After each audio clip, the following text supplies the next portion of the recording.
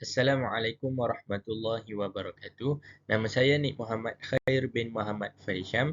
Jadi pada hari ini saya akan membuat persembahan tentang topik yang dipilih iaitu kemenjadian murid mengikut perspektif Islam.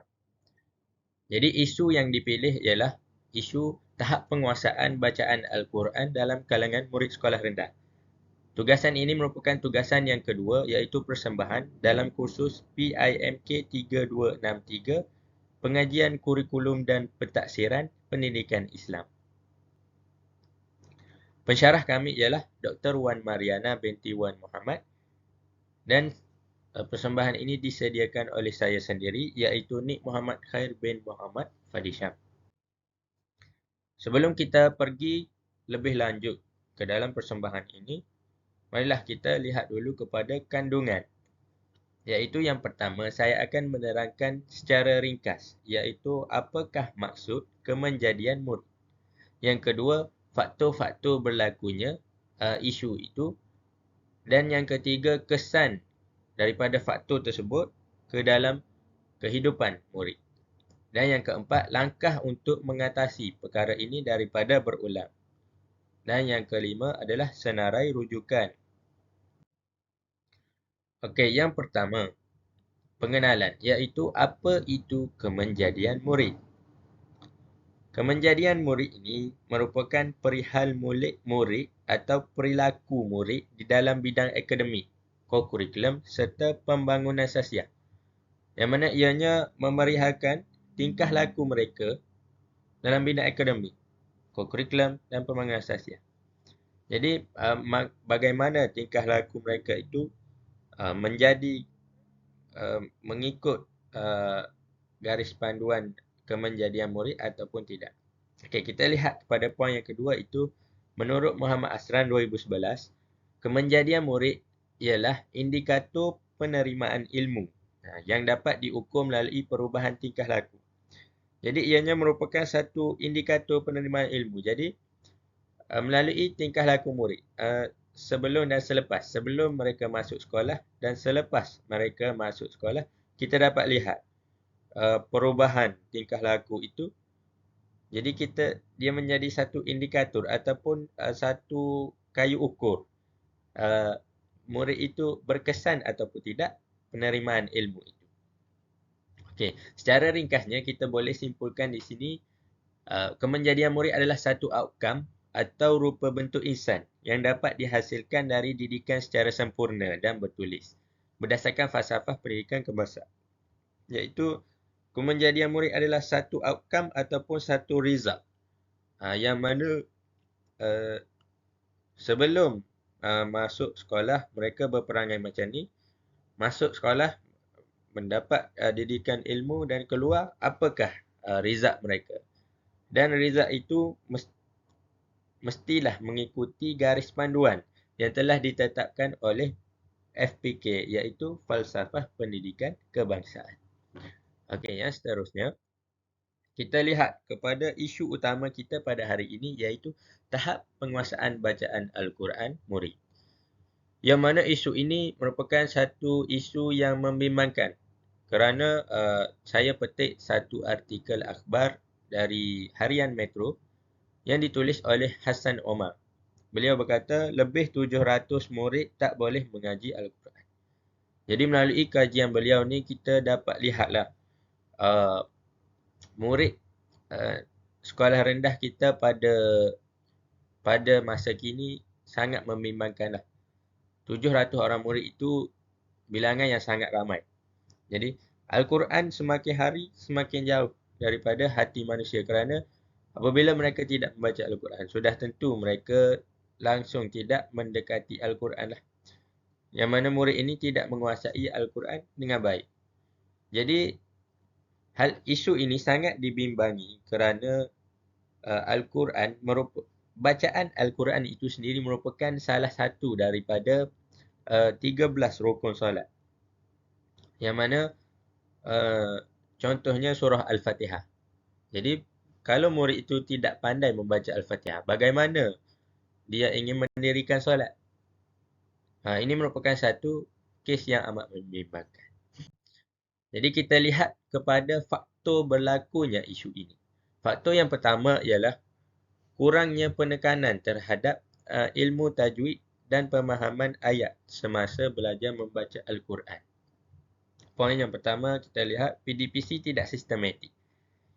Okey. PDPC tidak sistematik ini saya beri contoh. Selalunya di sekolah rendah kita waktu kelas tilawah atau kelas Al-Quran diadakan pada hujung waktu persekolahan iaitu pada pukul 1 hingga 1:30 misalnya. Jadi pada waktu ini fikiran murid hanya berfikir untuk balik ke rumah, balik dalam fikiran mereka, yang mana mereka tidak fokus dalam kelas Al-Quran. Yang kedua, masa tidak mencukupi. Selalunya kelas Al-Quran ini hanyalah setengah jam sahaja. Dan bagi guru-guru, masa setengah jam ini merupakan satu masa yang amat singkat.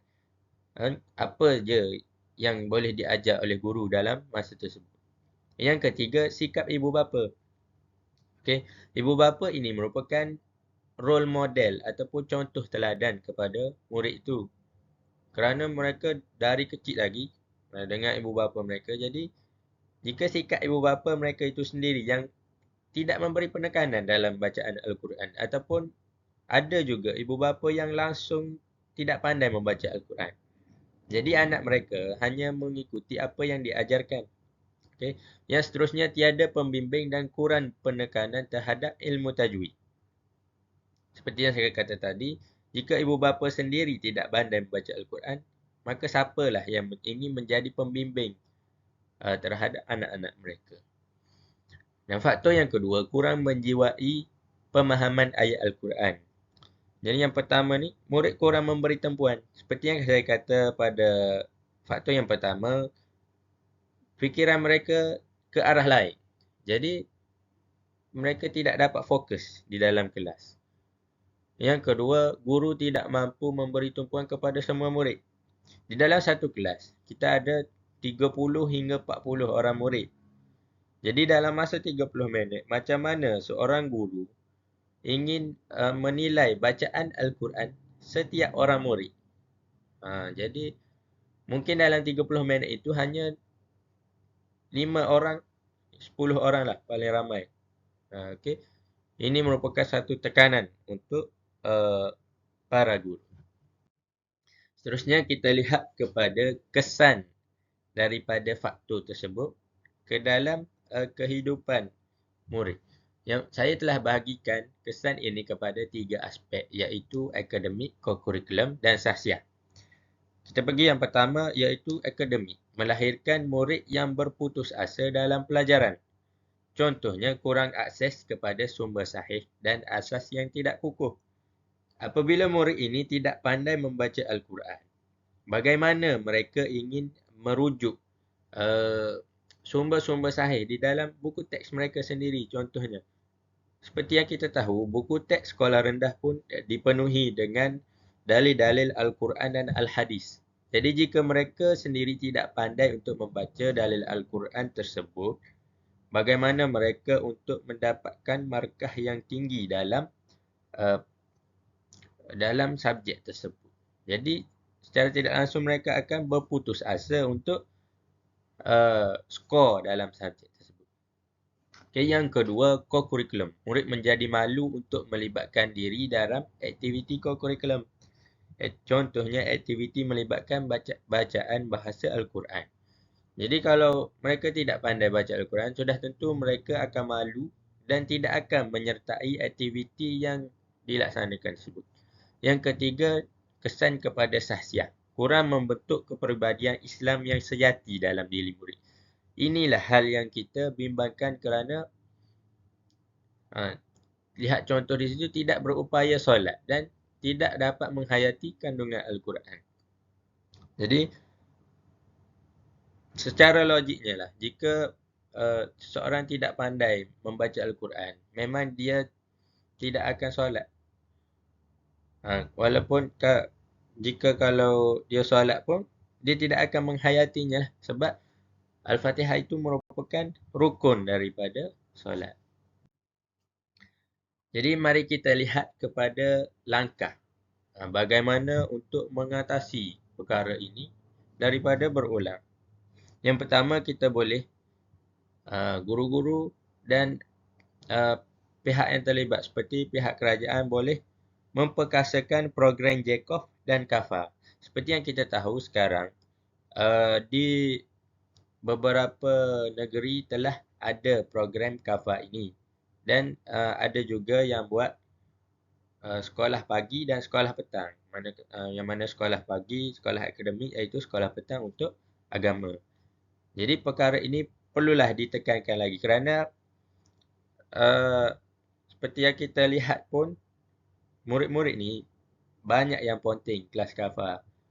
Dan ibu bapa mereka pun tidak memberi penekanan. Jadi perkara ini perlu dikuatkuasakan. Kerjasama antara guru dan ibu bapa itu sangatlah diperlukan. Yang kedua, memantapkan hubungan dua hala antara ibu bapa dan guru. Seperti yang saya kata tadi, hubungan dua hala ni memerlukan kerjasama yang kuat antara dua. Contohnya saya bagi, jika murid itu belajar tentang ilmu Al-Quran di sekolah yang diajarkan oleh guru mereka.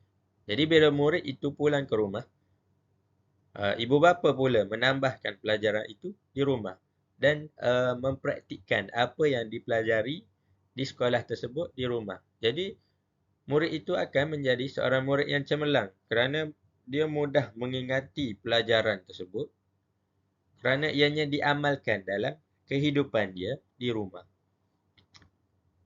Yang seterusnya, guru-guru boleh memberikan anugerah pencapaian kepada murid yang cemerlang. Jadi seperti kita memang lumrah kepada manusia ini suka kepada pujian ataupun anugerah. Dengan melaksanakan perkara ini, kita boleh menarik minat murid dan menambahkan lagi semangat mereka untuk mempelajari ilmu Al-Quran. Yang mana jika mereka lihat kawan-kawan mereka yang mendapat anugerah, mereka akan jadi lebih semangat untuk lebih fokus di dalam kelas Al-Quran. Jadi antara benda yang boleh dilakukan ialah di dalam PBD contohnya, di dalam pentaksiran bilik darjah, guru boleh memanggil seorang demi seorang pelajar untuk membaca Al-Quran di hadapan mereka, membuat ujian tilawah secara lisan dan menilai bacaan Al-Quran dan memberi markah. Jadi murid yang mendapat markah yang tinggi akan dianugerahkan sebagai murid yang cemerlang. Secara tidak langsung akan menjadi contoh kepada murid-murid lain.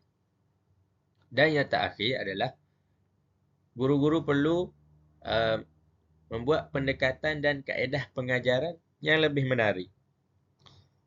Seperti yang kita tahu tadi, murid memang kurang minat dalam bidang Al-Quran ini. Jika kebanyakan murid lah. Jadi apa yang perlu dibuat oleh guru, guru perlu lebih kreatif dalam menyampaikan ilmu itu. Contohnya boleh menggunakan aplikasi-aplikasi terkini, menggunakan YouTube, TikTok dan sebagainya. Memang murid pada era ini minat mereka lebih cenderung terhadap teknologi-teknologi yang menggunakan internet ini. Jadi mereka perlu, kita sebagai tenaga pengajar perlulah menurut arus pemodenan mereka. Jadi kesimpulannya, banyak lagi langkah yang boleh dilakukan oleh guru-guru, ibu bapa dan pihak kerajaan itu sendirilah untuk meningkatkan lagi keberkesanan pengajaran ilmu Al-Quran ini dalam diri pelajar.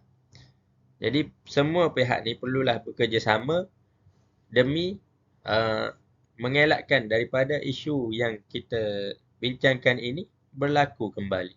Kerana ianya bukan sahaja menjejaskan diri pelajar itu sendiri, tapi malah menjejaskan umat Islam. Bagaimana umat Islam yang akan lahir pada masa hadapan Itu yang kita nak lihat. Adakah umat Islam yang tidak pandai membaca Al-Quran? Na'udzubillah. Jadi, sekian sahaja daripada saya. Terima kasih.